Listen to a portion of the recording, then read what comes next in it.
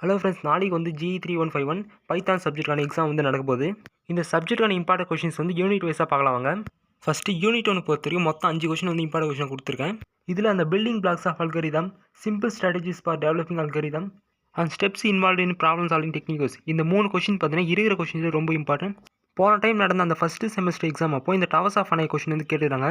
So அதை தான் வந்து நான் ரவுண்ட் பண்ணி வச்சிருக்கேன். ஜஸ்ட் நீங்கள் வந்து அது கடைசியாக வேணால் பார்த்துங்க. ஸோ இந்த முறை இந்த ஃபஸ்ட்டு 3 கொஷின்லேருந்து ஒரு கொஷின் கேட்கறதுக்கு நிறைய வாய்ப்பு இருக்குது. இது கூட அந்த 4வது 5வது கொஷின் வந்து முடிஞ்சிருக்கு, நல்லா பார்த்துங்க. பட் மெயினாக எல்லாருமே இந்த ஃபஸ்ட்டு 3 கொஷின் நல்லா பார்த்துங்க. நெக்ஸ்ட்டு யூனிட் 2 பொறுத்த வரைக்கும் இந்த data types and operator types, அதாவது 5வது கொஷின் வந்து போன எக்ஸாம் போய் கேட்டுட்டாங்க. அதனால் இந்த முறை வந்து அந்த ரிமைனிங் கொஷின்ஸ், அதாவது டிக் பண்ண கொஷின்ஸ்லேருந்து ஒரு கொஷின் கேட்கறதுக்கு நிறைய வாய்ப்பு இருக்குது. Structure of interpreter and compiler. Next 2வது explain how Python works in interactive mode and script mode with example.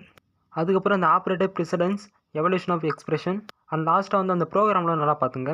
இந்த 5வது கொஷின் வந்து ரொம்ப இம்பார்ட்டன்ட் கொஷின் தான். இருந்தாலும் போன எக்ஸாமில் கேட்டதுனால இந்த எக்ஸாம் வந்து அந்தளவுக்கு கேட்க மாட்டாங்க. பட் அனாலிசிஸ் பற்றி நம்ப முடியாது. சில டைம் பார்த்தீங்கன்னா கேட்ட கொஷினை கூட நெக்ஸ்ட் எக்ஸாம்லேயோட கேட்டுருவாங்க. ஸோ உங்களுக்கு வந்து டைம் இருந்தால் ஜஸ்ட் அந்த 5வது கொஷின் வந்து மேலிடமாக பார்த்துங்க போதும். மெயினாக அந்த டிக் பண்ண கொஷின்ஸ் வந்து ஃபஸ்ட்டு பார்த்துட்டு மிச்சர் கொஷின்ஸ்லாம் கடைசியாக வந்து பாருங்கள். நெக்ஸ்ட்டு யூனிட் 3 வந்து அந்த ஸ்ட்ரிங் ஆப்ரேஷன் அண்ட் மெத்தட்ஸ், இதில் வர அந்த ப்ரோக்ராம்லாம் அந்த எக்ஸாம்பிளாக வந்து கொடுத்துருப்பாங்க. இந்த டைம் வந்து இந்த ஸ்ட்ரிங் ஆப்ரேஷன் பற்றி வந்து கேட்கறதுக்கு நிறைய வாய்ப்பு இருக்குது. ஸோ இந்த ஃபஸ்ட்டு கொஷின் முக்கியமாக எல்லாருமே நல்லா படிச்சிங்க. அதில் வர மெத்தட்ஸு ப்ரோக்ராம்ஸ் என்னெல்லாம் இருக்குதோ ஃபுல்லாகவே நல்லா படிச்சிங்க. நெக்ஸ்ட்டு வந்து அந்த linear search, binary search, recursion, அதே மாதிரி அந்த structure of user defined function, parameter passing method, illustration problems எல்லாம் நல்லா பார்த்துங்க. நெக்ஸ்ட்டு யூனிட் 4 பொறுத்த வரைக்கும் அந்த லிஸ்ட்டு பற்றின எல்லா டாபிக்ஸுமே நீங்கள் வந்து படிச்சிட்டிங்கன்னா அதுலேருந்து ஒரு கொஷின் கன்ஃபார்மாக வந்துடும். அதாவது அதோட மெத்தட்ஸு, ப்ரோக்ராம்ஸ், ஆப்ரேஷன்ஸ் என்னெல்லாம் இருக்குதோ ஃபுல்லாகவே நல்லா படிச்சிங்க. அதே மாதிரி இந்த டிக்ஷனரி பற்றினா அந்த ஆப்ரேஷன் மெத்தட்ஸ்லாம் நல்லா பார்த்துங்க. கூடவே அந்த ப்ரோக்ராம் வந்து ஜஸ்ட் மேலோட்டமாக வந்து பார்த்துங்க. இந்த யூனிட் பொறுத்தவரைக்கும் உங்களுக்கு வந்து சிம்பிளாக சொல்லலாம்.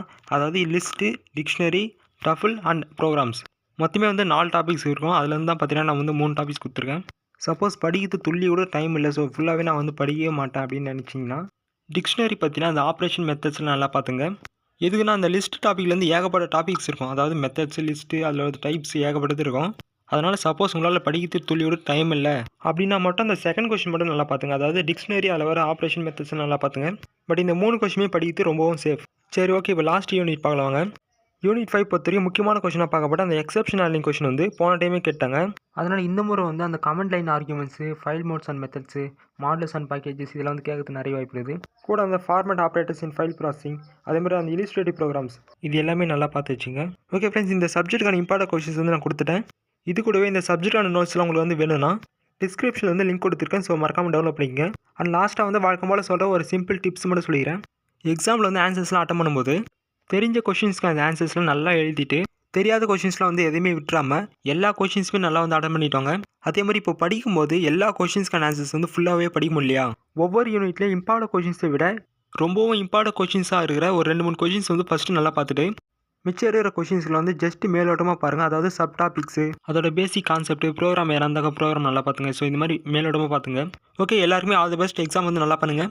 அண்ட் நம்ம சேனலில் போடக்கூடிய வீடியோஸ்லாம் உங்களுக்கு வந்து யூஸ்ஃபுல்லாக இருந்திருந்தால் நம்ம சேனல் வந்து மறக்காமல் சப்ஸ்கிரைப் பண்ணிச்சுங்க. ஓகே, நெக்ஸ்ட் வீடியோ பார்க்கலாம். பாய்.